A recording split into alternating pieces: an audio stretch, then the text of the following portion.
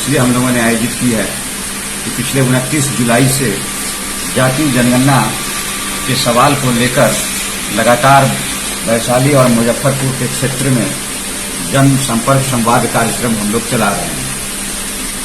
देश स्तर पर जातीय जनगणना हो, इसके लिए सरकार पर दबाव बनाने की कोशिश की जा रही है और प्रधानमंत्री की चुप्पी पर सवाल खड़ा की जा रही है।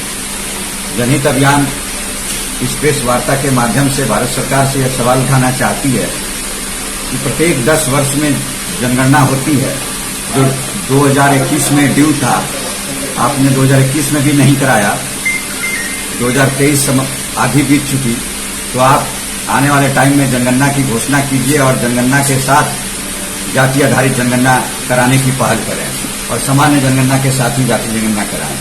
दूसरी जो बहुत बड़ी पहलू इस प्रेस में मैं के माध्यम से उठाना चाहता हूं कि माननीय प्रधानमंत्री जी, आपने इस देश में पिछड़ों को आपस में लड़ाने के लिए रोहिणी आयोग का गठन किया। रोहिणी आयोग ने बिना आंकड़ों का, मतलब आज के डेट में सरकार के पास आंकड़े नहीं हैं, लेकिन पिछड़े वर्ग के आरक्षण का वर्गीकरण करने के लिए रोहिणी आयोग ने पुराने आंकड़े जो 1931 के आधार पर जो लास्ट जाति आधारित जनगणना की गई थी, उन्हीं पुराने आंकड़ों के आधार पर जो लगभग 90 साल बीत गए के आधार पर उन्होंने रिपोर्ट तैयार किया और रिपोर्ट तैयार करके राष्ट्रपति महोदया को सौंपा है।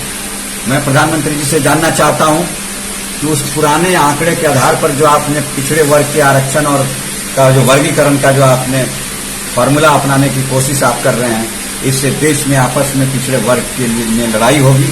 अगर आप वाकई में सबको संपन्न करना चाहते हैं, उचित बंटवारा करना चाहते हैं, तो अविलंब आप इस देश में जाति आधारित जनगणना कराइए और जनगणना के आए हुए आंकड़ों के आधार पर जो जातियों का आधार आ रहा है, जो जातियों की संख्या आ रही है, उसका विश्लेषण करके आप सबको आप उसका आधार उचित बंटवारा के साथ कर दीजिए। लेकिन आप ऐसा काम ना करें कि देश में फिर से आपस में लड़ाई झगड़ा हो जाए। आप सिर्फ वोट बैंक के लिए इस आयोग का शगुफा आपने इस चुनाव के टाइम में छेड़ा है। तो मैं प्रधानमंत्री जी से विनम्र आवाज में आप अपील करता हूं अपने तमाम साथियों के साथ कि आप देश में जाति आधारित जनगणना तुरंत कराइए। दूसरी तरफ एक बड़ी बात यह है कि जब बिहार सरकार ने जाति का गणना करने का काम किया तो उसमें बेवजह आप टांग अड़ा रहे हैं। पहले हाईकोर्ट ने टांग अड़ाया, बेवजह कई महीनों तक रोक के रखा। जब पटना हाईकोर्ट ने ग्रीन सिग्नल दिया तो कुछ लोग सुप्रीम कोर्ट में याचिका दायर कर दिए। जब सवाल उठता है कि जब लोगों और सरकार के बीच का ये मामला था तो केंद्र सरकार बीच में क्यों टपक पड़ी? कभी अल्पनामा दायर करती है, कभी वापस लेती है और कहती है यह काम राज्य का नहीं है। मैं मानता हूं कि यह काम राज्य का नहीं है, लेकिन संविधान में कुछ ऐसे शेड्यूल निर्धारित किए गए हैं जिसके माध्यम से जो अधिकार राज्य को मिला है, वह राज्य अपने अधिकार का प्रयोग करके बिहार में सर्वे का काम कराने की पहल की और राज्य ने इस सर्वे को कराया।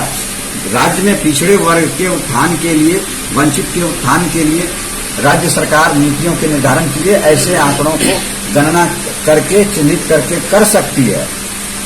आप एक तरफ जनगणना करा नहीं रहे हैं, सामान्य जनगणना को भी रोक के आपने रखा है, और दूसरी तरफ जब कोई सरकार इस तरह का करने की पहल कर रही है तो उसमें आप अनावश्यक टांग अड़ा रहे हैं। तो ऐसी हरकतों से बाज आइए और देश में अविलंब जाति जनगणना कराने की आप घोषणा कीजिए। और केंद्र सरकार भी हलफनामा दिया सुप्रीम कोर्ट में कि किसी तरह जनगणना रोक। एक तो केंद्र सरकार जनता के साथ धोखेबाजी कर रहा है पिछले कई दशकों से। अभी इस साल 2021 में भी जनगणना होना था, लेकिन अभी तक जनगणना नहीं हुई। और ऊपर से बिहार सरकार जो सर्वे कराया उसको में भी बाधा डालने के लिए सुप्रीम कोर्ट ने माफ कर दिया। तो सरकार ये बहुजन समाज के साथ धोखेबाजी कर रहा है और इस धोखेबाजी को उजागर करने के लिए हमारे राष्ट्रीय संयोजक महोदय गांव-गांव में संवाद यात्रा विगत एक सप्ताह से चला रहे हैं। और जब तक देश में जाति जनगणना नहीं होगा तब तक हम लोग चैन से बैठने वाले नहीं। अभियान मेरा जारी रहेगा।